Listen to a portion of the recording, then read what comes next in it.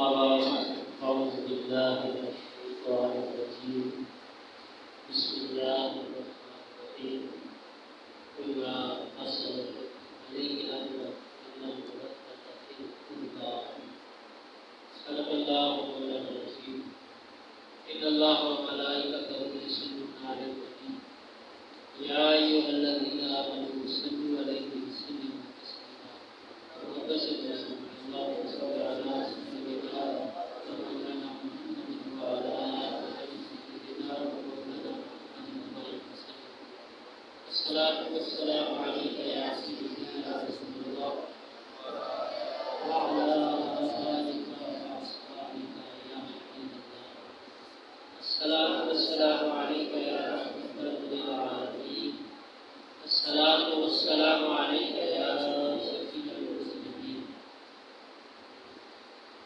اللہ تبارک و تعالیٰ کی حمد و ثنا اس کے پیارے حبیب صلی اللہ علیہ وآلہ وسلم کی بارگاہ میں درود و سلام کا نذرانہ کرنے کے بعد قرآن مجید فرقان حمید میں سے آیات کی تلاوت کرنے کا شرف حاصل کیا۔ دعا ہے کہ اللہ تبارک و تعالیٰ مجھے حق بیان کرنے کی توفیق عطا فرمائے اور سننے سنانے کے بعد ہم سب کو سمجھنے اور عمل کرنے کی توفیق عطا فرمائے۔ اللہ رب العزت نے خود اپنے محبوب صلی اللہ علیہ وآلہ وسلم کو حکم فرمایا کہ محبوب آپ فرما دیجیے قل لا اسألکم علیہ اجرا، میں نے جو تمہیں دین عطا کیا ہے، ایمان کی دولت عطا فرمائی ہے، اس پر کوئی معاوضہ طلب نہیں کرتا مگر اس کے بدلے اپنے قرابت والوں کا پیار مانگتا، اپنے قرابت والوں سے مودت مانگتا۔ حکم دیا اللہ نے اور اپنے محبوب سے فرمایا کہ تو محبوب ان لوگوں کو فرما دے کہ میں کوئی معاوضہ تم سے نہیں مانگتا مگر میری آل سے، میرے قرابت والوں سے محبت کر۔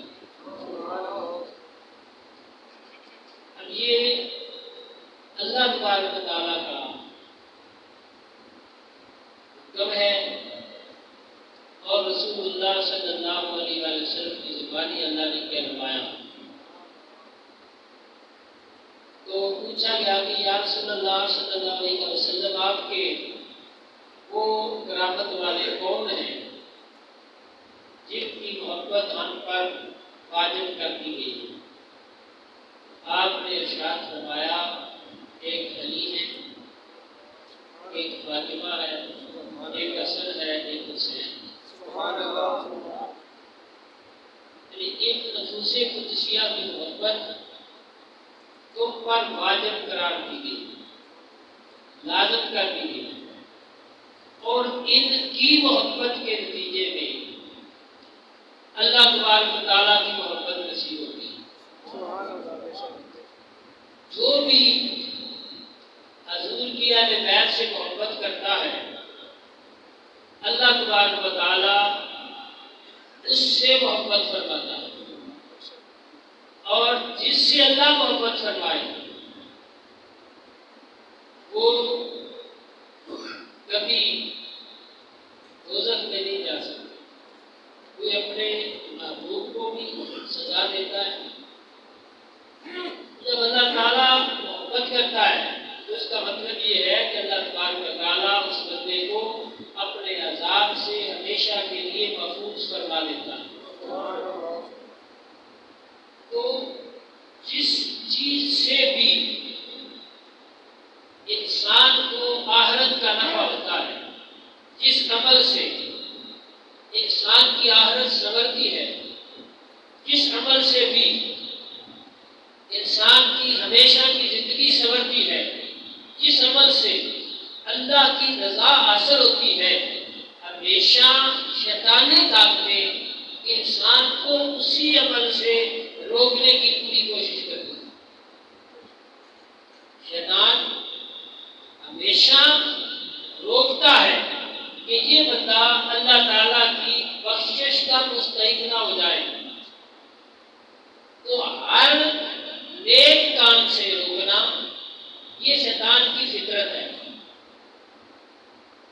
ہر نیک کام سے جس کے نتیجے میں انسان کو اللہ کی رضا ملے، اللہ کا قرب مل رہا ہو، جنت مل رہی ہو، شیطان اس سے روکنے کی پوری کوشش کرتا ہے۔ شیطانی طاقتیں اسی کے مقابلے میں آتی ہیں۔ یہ بات آپ یاد رکھ لیں، اور یہی وجہ ہے کہ انبیاء سے لے کر صالحین تک اہل حق کی ہمیشہ سب سے زیادہ مخالفت، سب سے زیادہ مخالفت ہمیشہ اہل حق کی ہوتی ہے۔ کیوں؟ شیطان اپنی پوری فوج ان کے مقابلے میں اتار دیتا ہے۔ یہی وجہ ہے کہ سب سے زیادہ رسول اللہ صلی اللہ علیہ وسلم کے بعد سب سے زیادہ دشمنی، سب سے زیادہ مخالفت اہل بیت کی، کیونکہ اہل بیت کا تمسک، اہل بیت کی محبت اللہ کی محبت عطا کرتی ہے۔ اہل بیت کا محب جہنم میں نہیں جا سکتا، تو شیطان کو جہنم میں لے جانے کے لیے ہر وقت کوشاں رہتا ہے۔ تو اس لیے شیطانی طاقتوں نے ان کے خلاف ہمیشہ پروپیگنڈے کیے، ان کو صفحہ ہستی سے مٹانے کی پوری کوشش کی، ان کے خلاف ہمیشہ برسرے پیکار رہے، اور 12 آئمہ اہل بیت، جن میں ایک امام مہدی علیہ السلام ابھی تشریف لائیں گے، اس سے قبل 11 کے 11 اماموں کو شہید کیا گیا۔ یہ حضور کی آل میں سے افضل ترین لوگ تھے، قاسم ولایت سب سے افضل لوگ، امامت کبریٰ کے مالک، قطب الاقطاب کے مقام پہ جو فائز رہے، جن کے دم قدم سے امت کی بقا ہے، جو امان ہے امت کے لیے، وہ ہمیشہ ستم کا نشانہ بنے، اور ان کے ساتھ ہمیشہ ظلم کیا گیا، اور حتیٰ کہ انہیں بے دردی کے ساتھ، ظلم کے ساتھ شہید کیا جاتا۔ تو یہ تاریخ جو ہے ہمیں یاد رکھنی چاہیے کہ اہل حق کے خلاف ہمیشہ ظلم ہوتا رہا، اور اہل بیت اطہار کی جو مخالفت ہوئی اس کی بنیادی وجہ خاندان بنو امیہ، ان کا پورا دور اقتدار، پورا دور حکومت مسلسل اہل بیت اطہار کے فضائل کو چھپانے میں گزرا، اور اپنے فضائل میں احادیث کو گھڑتے رہے، اور لوگوں کے دلوں سے اہل بیت رسول کی محبت کو نکالنے کی کوشش کرتے رہے، اس لیے کہ وہ جانتے تھے کہ لوگوں کے دلوں پر ان کی حکومت ہے، اور انہیں ہمیشہ ان کا خوف رہا کہ جب بھی یہ ہمارے خلاف اٹھے، قوم ان کے ساتھ ہو جائے گی اور ہمارا تخت نیست و نابود ہو جائے گا۔ اس لیے وہ ہمیشہ انہی کے خلاف سازشیں کرتے رہے، لوگوں کو بتلاتے رہے۔ اور یاد رکھیں کہ مسلسل شام پر حضرت معاویہ رضی اللہ تعالیٰ کی حکومت رہی، اگر اہل شام کو کوفے سے لے کر شام تک جہاں شہر بیت الحال کا ٹوٹا ہوا قافلہ گزرا اور امام حسن کی اتباع امام حسین علیہ السلام کا سر انور نیزے کی نوک پہ اور آپ کے ساتھیوں کے سروں کو نیزے کی نوک پہ چڑھا کر اور آگ کی جو پردہ دار خواتین تھی انہیں قیدی بنا کر جب لے جایا گیا، اگر اس سارے ماحول میں رستے میں وہ لوگ یہ جانتے ہوتے کہ یہ کون ہیں تو ایک انقلاب برپا ہوتا۔ انہیں پتہ ہی نہیں تھا، انہیں یہ کہا گیا تھا کہ کچھ لوگ باغی ہیں، معاذ اللہ انہوں نے خلیفہ وقت کے خلاف بغاوت کی اور اس کی انہیں سزا دی گئی اور انہیں قتل کر دیا گیا۔ تو ان لوگوں کو یہ پتہ نہیں تھا کہ یہ آل رسول ہے، یہ ان کے ساتھ ظلم ہوا ہے۔ اس کا مطلب یہ ہے کہ وہاں اہل بیت کا تعارف نہیں کرایا گیا، ان کی پہچان نہیں کرائی گئی۔ اگر پہچان ہوتی تو دارالغارت کی اینٹ سے اینٹ بن جاتی اور یزید کا اسی وقت جو ہے نیز کو نابود کر دیا جاتا۔ اگر لوگوں کو پتہ چل جاتا کہ یہ امام حسین علیہ السلام نواسہ رسول ہے تو انہیں نہ اس بات کی خبر ہونے دی گئی اور نہ پہلے سے ان کے فضائل اور مناقب ان کے سامنے بیان کیے گئے، بلکہ ان خلفاء کے دور میں ممبر پر مولا علی کرم اللہ وجہ کریم کو گالیاں دی گئی، سب و شتم کیا جاتا تھا، ان کی توہین کی جاتی تھی۔ تو یہ اس دن سے لوگوں کے ذہنوں کے اندر اہل بیت اطہار کی نفرت پیدا کی گئی، ان کے فضائل کو چھپایا گیا تاکہ امت مسلمہ ان کے فیوز و برکات سے محروم رہے۔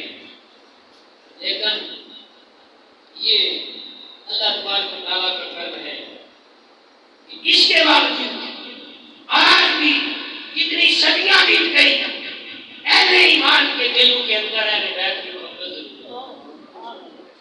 جو بھی اہل ایمان ہے اور جتنا جس کا ایمان کامل ہے، یہ ایمان کے کامل ہونے کی بہتر دلیل ہے کہ اس کے قلب میں اہل بیت کی محبت ہوگی، اور جس کے قلب میں اہل بیت کی محبت ہے وہ خوش قسمت ہے، وہ جان لے کہ اس کے دل میں ایمان ہے، اور جس کے دل میں اہل بیت کی محبت نہیں وہ توبہ کرے اور اللہ سے معافی مانگے اور جانے کہ میں ایمان سے محروم ہوں۔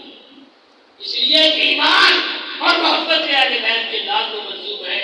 نبی کریم رؤوف الرحیم صلی اللہ علیہ وآلہ وسلم نے فرمایا، سنن ترمذی کے اندر یہ حدیث پاک موجود ہے، میرے کریم آقا صلی اللہ علیہ وآلہ وسلم نے ارشاد فرمایا کہ میں تم میں جو چیز چھوڑ کے جا رہا ہوں، اگر تم نے ان کے ساتھ تمسک رکھا، اگر ان کے ساتھ تم جڑے رہے تو کبھی گمراہ نہیں ہوگی۔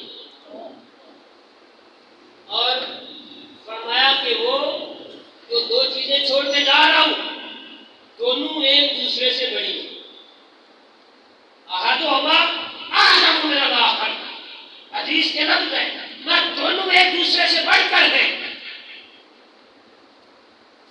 آپ پنجابی میں کہتے ہیں دو بندوں کی بات ہو تو آپ ایک جملہ بولتے ہیں کہ دو ایک دوسرے کی بات ہو،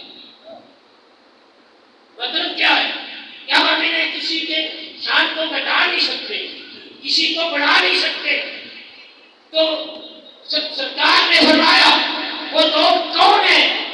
ہمارے کتاب اللہ وَإِتْرَتِي أَهْلُ بَيْتِي، ان میں ایک کتاب اللہ ہے، یہ ایک رسی ہے جو آسمان سے زمین تک لٹکی ہوئی ہے، اور دوسری میری اہل بیت ہے، وَإِتْرَتِي وَأَهْلُ بَيْتِي،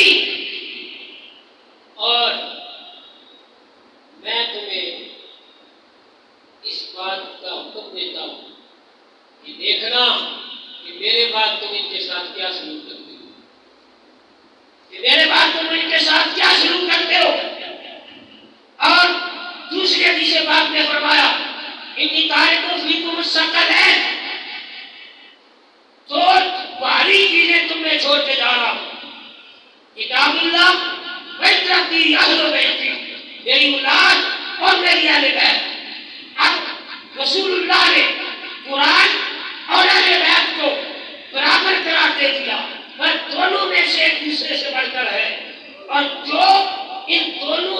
تعلق جوڑے رکھے گا وہ کبھی گمراہ نہیں ہوگا. اور ماں یہ اکٹھے رہیں گے، یہ دونوں اکٹھے رہیں گے حتیٰ کہ میرے ہوش تک اکٹھے آئے. قرآن اور اہل بیت. اور پھر بالخصوص جس شخصیت کے بارے میں تاجدار کائنات نے نام لے کے فرمایا کہ یہ قرآن کے ساتھ ہے اور قرآن اس کے ساتھ ہے، وہ علی ہے. قرآن علی کے ساتھ ہے اور علی قرآن کے ساتھ ہے. علی مرتضیٰ شیر خدا کے بارے میں واضح طور پہ اعلان فرما دیا.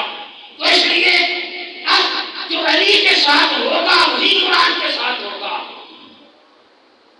اب ایک بات سمجھ لیجیے، اللہ پاک نے ہر چیز کا جوڑا بنایا ہے. اللہ شہید خلقنا زوجین، اللہ پاک نے قرآن کو ہر چیز کا ہم نے جوڑا بنایا ہے. ہر چیز کا،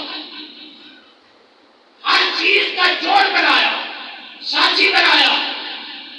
اور قرآن کے ساتھ جن کو ملایا وہ حضور کی اہل بیت.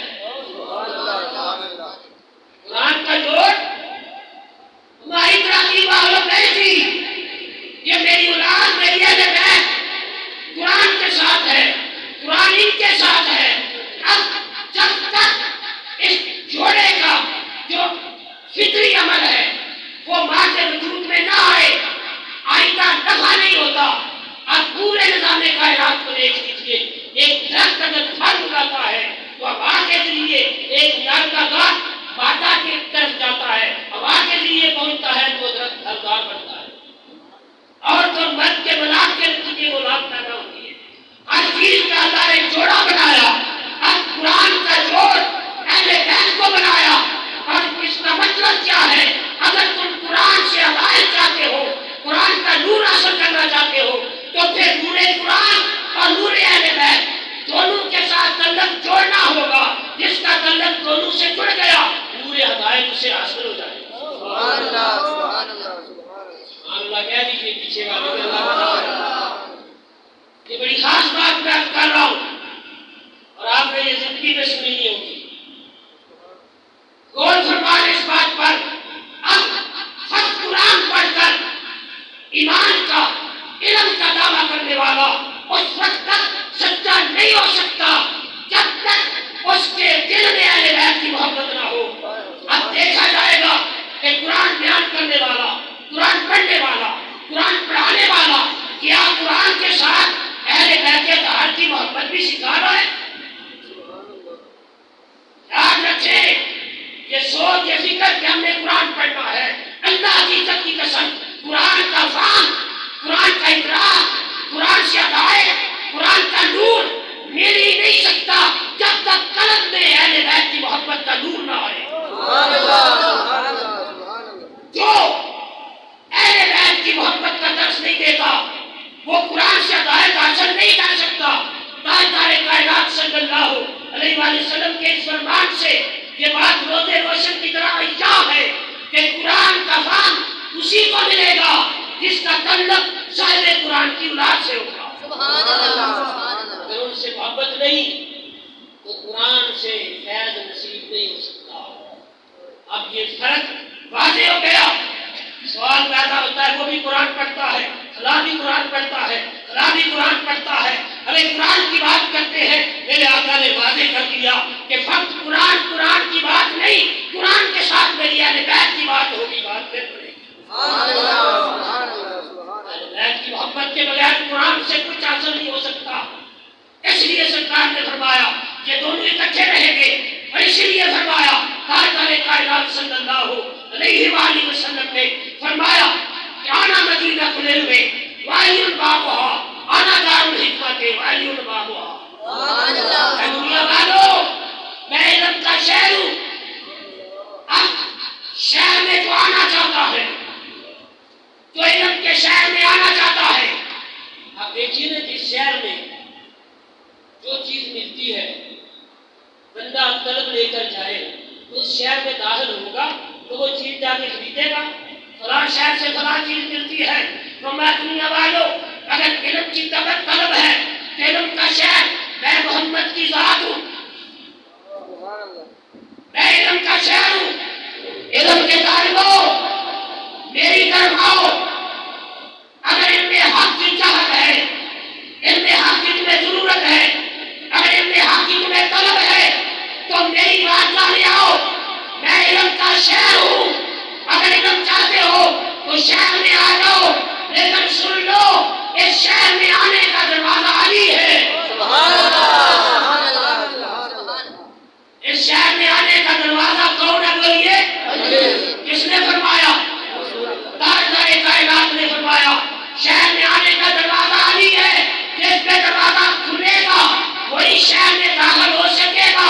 اب پتہ چلا علم کے شہر میں جانے کے لیے پہلے علی کے قدموں تک پہنچنا ضروری ہے، اور علی کے قدموں سے لپٹ کر جو علم کے شہر میں داخل ہوگا وہی عالم ہوگا، اور اس سے علم کا نور ملے گا۔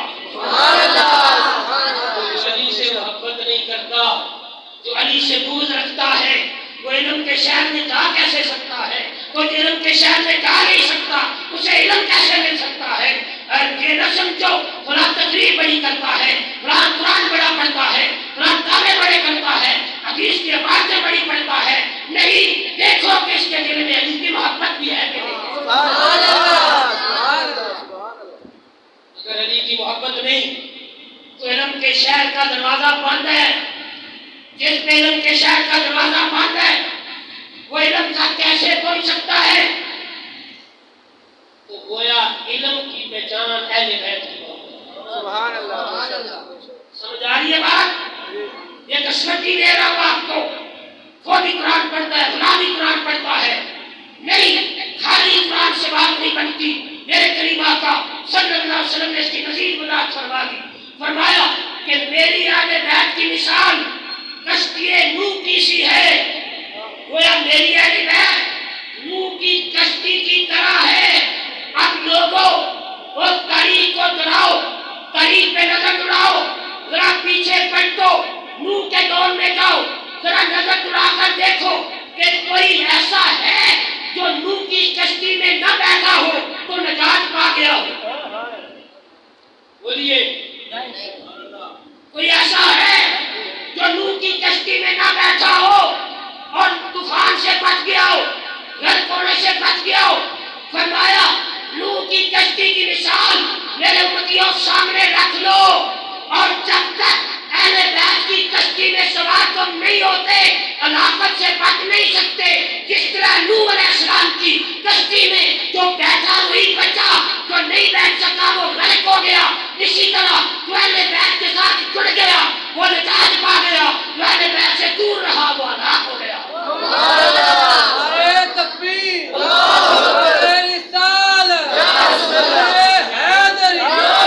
غلام سرور نقشبندی صاحب۔ ہر بندہ پوچھتا ہے دیکھو جی ہدایت پر کون ہے؟ وہ بھی قرآن پڑھتے ہیں، وہ بھی قرآن پڑھتے ہیں، ارے سمجھ آ گئی اہل بیت سے تعلق ہے تو نجات ہے۔ کشتی نوح کی مثال دے کر تاجدار کائنات صلی اللہ علیہ وسلم نے بڑی واضح اور بین دلیل دے دی کہ کسی کے ذہن میں شک نہ رہے کہ نوح علیہ السلام کا جب عذاب آیا تھا ابلیس بھی بچا تھا تو کشتی میں بیٹھ کے بچا تھا، ابلیس بھی اگر بچا تھا تو کشتی میں بیٹھ کے بچا تھا۔ مفسرین کہتے ہیں کہ جب آپ نے سب کو حکم دیا کہ تمام چیزیں آ جو جوڑا جوڑا ہر چیز کا، پوری مخلوق میں سے کچھ بھی نہیں بچا، مخلوق میں سے حتیٰ کہ گدھا بھی آپ کی کشتی میں بیٹھا، ہر چیز کا جوڑا جوڑا آپ نے دکھایا۔ اب گدھے کا دم ابلیس نے پکڑ لی، کیا گدھے کی دم کو پکڑ کے نہ گدھے کے پیچھے نکل گیا۔ اب گدھے کی دو ٹانگیں کشتی میں دو بائیں، اب نوح علیہ السلام نے توجہ نہیں فرمائی، گدھے کو میں جلدی کر اندر آ، عذاب آ رہا ہے، آ جا اندر۔ گدھے نے چھلانگ لگائی، ساتھ ابلیس بھی آ گیا۔ اللہ کی ابلیس تو کدھر؟ اس نے کہا آپ نے خود کہا اندر آ جا۔ گیا ہوں. یہاں مفسرین فرماتے ہیں کہ رسول اللہ صلی اللہ علیہ وسلم کی حدیث پاک کو سامنے رکھیے کہ میری اہل بیت کشتی نوح کی مانند ہے، واقع اگر گدھا کشتی میں بیٹھنے لگے اور ابلیس جو راندہ درگاہ ہے، لعنتی ہے، گدھے کی دم بھی پکڑ لے اور نوح علیہ السلام کی کشتی میں آ جائے تو وہ بھی بچ جاتا ہے. تو بندہ صاحب ایمان ہو اور اہل بیت کے اطہار کا دامن تھام لے، اسے نجات کیسے نہ ملے؟ اگر گدھا بچا ہے اور ابلیس بچا ہے، اب گدھے کی نسبت ہوئی نوح علیہ السلام کی کشتی سے اور ابلیس نے گدھے کی دم کو پکڑا. گدھے کی دم پکڑ کر کشتی میں بیٹھنے پر ابلیس بھی نجات پا گیا. تو بصورت حضرت محترم نجات اسے مل سکتی ہے جس کے دل میں اہل بیت کے اطہار کی محبت ہے. آج غور کریں، ہمارا حال یہ ہے کہ نعلین پاک ایک نقش ہے، اس کو ماتھے پہ سجاتے ہیں. یہ رسول اللہ صلی اللہ علیہ وسلم نعلین پاک کا نقش ہے. احترام کرتے ہیں، عزت کرتے ہیں. کیا یہی حق ہے؟ سمجھیے، اگر رسول اللہ کی طرف منسوب نعلین پاک کے عکس کو ماتھے پہ سجاتے ہو تو خون رسول کا احیا کیوں نہیں کرتے؟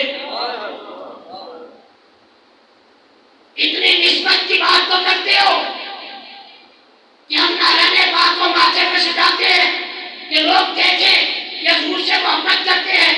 ارے جن کی محبت کو ایمان کا لازمی حصہ قرار دیا گیا اور ان کا تمہیں احترام نہیں، تو پھر نعلین ماتھے پہ سجانے سے کیا بنے گا؟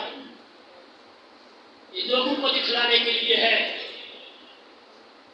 جس کے دل میں ایمان ہے، جس کے دل میں رسول اللہ کی محبت ہے، اس کے دل میں اہل بیت کے اطہار کی محبت ہے. اہل بیت کی محبت کے بغیر ایمان کا تصور نہیں. کل اسالکم علیہ اجرا الا المودۃ فی القربى. اب جتنی حدیث ایک بات پہ شاہد ہے اور فقط نماز اور روزے کی بات نہیں ہے. اگر فقط نماز روزے کی بات کرتے ہو، پڑھو بخاری. امام بخاری کئی مقام پر مختلف طرف سے حدیث لائے. حضرت ابو سعید خدری روایت کرتے ہیں کہ میں رسول اللہ صلی اللہ علیہ وسلم کی بارگاہ میں موجود تھا. حضور مالک غنیمت تقسیم فرما رہے تھے. اب سرکار جانتے تھے کس کو کتنی ضرورت ہے. سرکار دے رہے تھے، کسی کو زیادہ کسی کو کم. ایک شخص اٹھا، اے دل یا محمد اتق اللہ، اے محمد اللہ سے ڈرو اور انصاف کرو، عدل کرو. آپ نے اگر میں عدل نہیں کرتا تو زمین پر کون ہے مجھ سے بڑھ کے عدل کرنے والا؟ اب وہ نمازیں پڑھتا تھا. بات اس نے کس کی بولیے دین کی، لیکن یہ نہیں دیکھا کہ سامنے کون ہے. نمازیں کربلا میں بھی پڑھی گئی لیکن یہ نہ دیکھ سکے کہ سامنے کون ہے. پتا چلا کہ فرق کلمہ اور نماز کام نہیں دیتی. مصطفیٰ کی پہچان ضروری ہے، حضور کی نسبت کا حیا بھی ضروری ہے.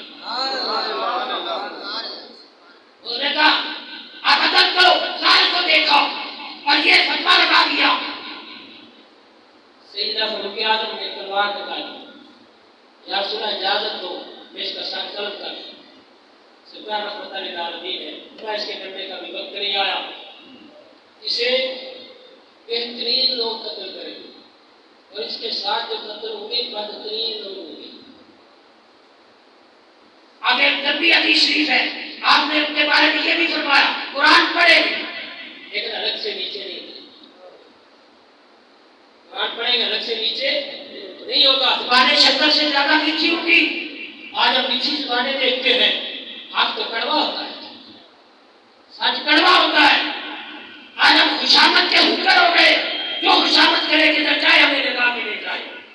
خوشامد کے پیچھے بھاگنے والوں کو تو حق کڑوا ہوتا ہے، سچ ہمیشہ کڑوا ہوتا ہے. تو رسول اللہ صلی اللہ علیہ وسلم نے واضح طور پہ فرمایا قرآن الگ سے نیچے نہیں اترے گا. ان کی نمازوں کے مقابلے میں تم اپنی نمازوں کو عقید جانو. جلدی نماز پڑھیں. دین سے اس طرح نکلے ہوں گے جس طرح تیر شکار سے نکل جاتا ہے، جس سے بخاری میں حدیث شریف ہے. اور اس کے پر جسم پر کوئی خون کا دھبا نہیں لگتا، تیزی سے آتا ہے، داخل مولا کرم اللہ وجہ الکریم کا دور آیا، وہ لوگ اذانیں دے کے تہجد پڑھتے تھے، ماتھے پہ نشانیاں تھی، محراب بنے ہوئے تھے، کوئی نماز قضا نہیں کرتا تھا، تہجد فرض کی طرح ادا کرتے تھے، بولنا بچھونا اسلام تھا، لیکن حضرت علی کرم اللہ وجہ الکریم کے خلاف تھے، آپ نے کفر کے فتوے لگاتے تھے۔ مولا علی نے قتل کیا، جب انہیں قتل کیا گیا اتنا برپا ہو گیا، اتنے بڑے پرہیزگار اتنے متقی لوگ قتل کر دیے گئے، سازشی لوگوں نے سازش چلائی، مولا کائنات نے صحابہ کو جمع کیا۔ حدیث پاک میں آتا ہے کہ مجمع سے 30 بندے کھڑے ہوئے، مولا علی نے فرمایا وہ کھڑے ہو جاؤ جو اس موقع کے موجود تھے جب رسول اللہ نے یہ فرمایا تھا۔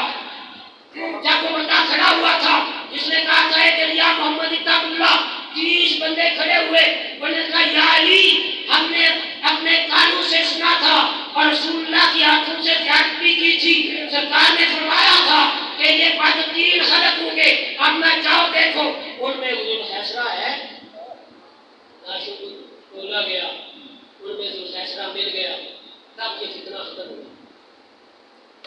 پتہ چلا محبت علی کے بغیر نمازیں روزے قابل قبول نہیں، قبول ہوتے تو ان کے بھی قبول ہوتے۔ مولا علی پہ انہیں فتویٰ لگایا، علی مرتضیٰ شیر خدا سے پوچھ رکھتے تھے تو علی تو حق کا معیار ہے، حق علی کے ساتھ ہے، علی حق کے ساتھ ہے۔ تو رسول اللہ نے فرما دیا تو فرمایا علی کا چہرہ دیکھنا عبادت ہے۔ عبادت کس کی جاتی ہے؟ اللہ کی۔ اب اللہ کو علی سے کتنا پیار ہے کہ رسول اللہ نے فرما دیا کہ علی کا النظر لا وجہ علی عبادہ۔ اور اس حدیث کے راوی کون ہیں؟ سیدہ طیبہ طاہرہ عائشہ صدیقہ ام المؤمنین رضی اللہ تعالیٰ عنہا۔ اور اس پہ عمل کرنے والے کون ہیں اس حدیث میں؟ سیدنا ابو بکر صدیق۔ ام المؤمنین فرماتی ہے میں نے اپنا جان سے پوچھا کہ آپ جب علی سامنے آتے ہیں ایک تقیبان کے ان کا چہرہ دیکھتے ہو وجہ کیا ہے؟ تو میرے ابا جان نے فرمایا تھا کہ میں نے کانوں سے رسول اللہ سے سنا ہے علی کا چہرہ دیکھنا عبادت ہے۔ جس کا چہرہ دیکھنا عبادت ہے، ذرا غور کو سمجھو، جن کا چہرہ دیکھنے سے عبادت ہوتی ہے، اور عبادت میں اور آپ نہیں کر رہے، صدیق اکبر کر رہے ہیں، کیا ہم کر رہے ہیں، اس علی کا مقام پھر اللہ کی بارگاہ میں کیا ہوگا؟ وہ میارے حق کیوں نہیں؟ چہرہ دیکھنا عبادت ہے۔ تو حسنین کریمین طیبین طاہرین کو اس سے بڑھ کر فضیلت اور کیا ہو سکتی ہے کہ رسول اللہ فرمائے حسین مجھ سے ہے، میں حسین سے ہوں۔ ارے مسلمانوں، مصطفیٰ کی نالین کو اس کو ماتھے پہ سجانے والوں، دین کو علم حاصل کرنے کی تمنا رکھنے والوں، رسول اللہ کے فرمان پہ غور کرو، حسین مجھ سے ہے، میں حسین سے ہوں۔ گویا فرما دیا کہ میری محبت حسین کی محبت ہے، حسین کی محبت میری محبت ہے، حسین کی دشمنی میری دشمنی ہے، حسین سے عداوت میرے ساتھ ہے، حسین کی محبت میری محبت ہے، حسین مجھ سے جدا نہیں، میں حسین سے جدا نہیں۔ اس لیے حاجات میری بولے شاہ است حسین، بادشاہ است حسین، تین است حسین، تین بڑا است حسین، سردار ندار دست سر دست حسین، حقا کے بنا لا الہ است حسین۔ اب میں آپ کو کیا بتا سکتا ہوں؟ عارف کی بات عارف جانے کی جانے یار دلوئی، یہ عارف کی بات ہے۔ وہ تو کہتے ہیں کلمہ توحید کی بنیاد حسین ہے، کلمہ توحید کی بنیاد حسین ہے۔ درمیان امتاں کیوا جنا ہم تو عرصے کل ہو اللہ در کتاب علامہ بولے ارے حسین کی پہچان کرنا چاہتے ہو تو آؤ مجھ سے پوچھو کہ حسین کا مقام امت میں ایسے ہے جیسے قرآن میں سورہ اخلاص کا مقام ہے۔ لفظ کل ہو اللہ فرما دیجیے اللہ ایک ہے۔ وہ کہتے ہیں اللہ بھی ایک ہے اور اس کی زمین پہ حسین بھی ایک ہے۔ جس طرح اب یہ کل اللہ کیا ہے؟ یہ سنس ہے قرآن کا، اس میں توحید ہے۔ یہ تیسرا حصہ قرآن کا 3 دفعہ سورہ اخلاص پورے قرآن کے برابر ثواب ہے اور عقائد کے لحاظ سے بھی سورس ہے. باقی سارے اس عقائد کے دوسرے قرآن میں اور تم توحید عقیدہ توحید اس میں ہے. قل هو اللہ احد فرما دیجیے کہ اللہ ایک ہے. علامہ نے کہا کہ جس طرح قرآن میں لفظ قل هو اللہ ہے اس طرح مخلوق میں امت میں اس سبحان اللہ. یہ عرفات کی بات ہے. وہ تو کہتے ہیں دنیا والوں اگر تم دین کو دیکھنا چاہتے ہو نا تو شکل انسانی صورت میں تو حسین کو دیکھو. پورا دین مجسم حسین.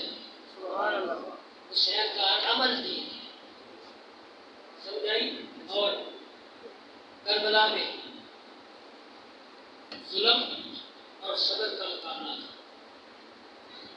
ایک طرف صبر تھا ایک طرف ظلم تھا. اب دونوں مقابلے میں آئے. ظلم بڑھتا گیا. ظالموں نے وطن بھی چھینا ظالموں نے پانی بھی بند کیا. صبر قائم رہا. پانی بند ہو گیا. حسین صبر کرتے رہے. کھانے پینے کا سامان ختم ہو گیا. اس حسین صبر کرتے رہے حتیٰ کہ آپ کے ساتھیوں کو شہید کر دیا گیا. ظلم بڑھتا رہا. حسین صبر کرتے رہے حتیٰ کہ آپ کی آنکھوں کے سامنے آپ کے بھانجوں کو ذبح کر دیا گیا. ظلم بڑھتا گیا. حسین کا صبر بھی بڑھتا گیا حتیٰ کہ آپ کے جوان بیٹے علی اکبر کو شہید کر دیا گیا. ان کے جسم کے ٹکڑے کر دیے گئے. وہ حسین تیری عظمت پہ قربان. جتنا ظلم بڑھتا گیا اتنا حسین کا صبر بڑھتا گیا حتیٰ کہ حسین کی گود میں حسین کے ہاتھوں میں ننھے علی اصغر کے گلے پہ تیر مار دیا گیا. ننھا علی اصغر آپ کی گود میں دم توڑ گیا. ظلم امکان تک پہنچا اپنے آخری حد تک گیا. پھر بھی حسین کا صبر اس سے بھی بڑھ گیا. پھر حسین تنہا رہ گئے. ہر طرف سے تیروں کی بارش ہوتی رہی. حسین کا جسم چل نہیں ہوتا گیا. ظلم بڑھتا گیا. صبر پھر اس سے بھی بڑھتا گیا. پھر آخر حسین شہید ہو گئے. صبر جیت گیا. ظلم ہار گیا. نعرہ تکبیر نعرہ رسالت نعرہ حیدری پاکستان عالیہ بہتا شریف. حسین شہید ہوئے. قرآن نے کہا وَلَا تَقُولُوا لِمَن يُقْتَلُ فِي سَبِيلِ اللَّهِ أَمْوَاتٌ بَلْ أَحْيَاءٌ عِندَ رَبِّهِمْ. اے دنیا والوں اے قرآن پڑھنے والوں خبردار. حسین کو مردہ نہ سمجھنا. حسین زندہ ہے. یہ حسین شہید ہے. حسین سید الشہداء ہے. حسین زندہ ہے. خیال آ سکتا تھا کہ ہے تو مردہ کہنے کی اجازت نہیں. لولا تحسبن الذین قتلوا فی سبیل اللہ امواتا بل احیاء عند ربہم یرزقون.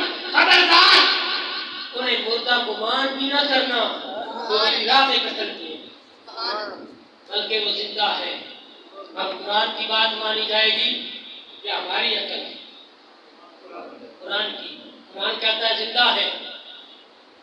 قرآن کیا کہتا ہے؟ شہید زندہ ہے اور اللہ میں رزق بھی دیتا ہے. ان طرف میں یرزقون. لیکن تم ان کی زندگی کا شعور نہیں رکھتے. تو حسین نے بتایا اپنے کردار سے کہ ظلم جتنا بھی بڑھتا جائے تم صبر کرتے جاؤ. ظاہر اگر تم کٹ بھی گئے تو ہمیشہ کی زندگی پاؤ. جن کی نظر فقط دنیا پہ ہوتی ہے وہ دنیا کی کامیابی کو کامیابی سمجھتے ہیں. جو اہل حق ہے وہ دنیا کی کامیابی کو کامیابی نہیں سمجھتے. جو آخرت کی کامیابی کو کامیابی سمجھتے ہیں. یہ کربلا کا درس ہے کہ اگر کامیاب بننا چاہتے ہو حق کی راہ میں آنے والی تکلیفوں اور مصیبتوں کو برداشت کرنے والے بن جاؤ. ان پہ صبر کرو. اللہ تمہارے ساتھ ہے اور آخرت تمہاری ہوتی ہے. مسلمان کے لیے آخرت ہر سے ایمان والے آخرت کی فکر کرتے ہیں دنیا کی پرواہ نہیں کرتے. حسین نے کربلا میں یہ سبق دیا تھا کہ دنیا والوں نے سمجھا کہ حسین لٹ گیا حسین کٹ گیا حسین مٹ گیا معاذ اللہ. لیکن یزید مٹ گیا. قتل حسین اصل میں مرگ یزید ہے. اسلام زندہ ہوتا ہے. اسلام کو زندہ کرنے کے لیے کربلا بپا کرنے کی ضرورت ہے. تو حسین کے ساتھ کو بہتر ساتھی تھے. اب وقت نہیں کہ میں شہادت کے بارے میں کچھ عرض کروں، اگر زندگی میں تو انشاءاللہ اللہ جمعۃ المبارک میں شہادت کے فلسفے پر انشاءاللہ بیان ہوگا.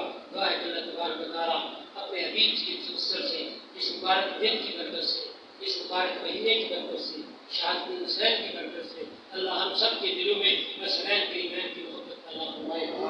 کے اللہ میں سچی محبت نصیب فرمائے، ان کی غلامی نصیب فرمائے. انہیں کی محبت میں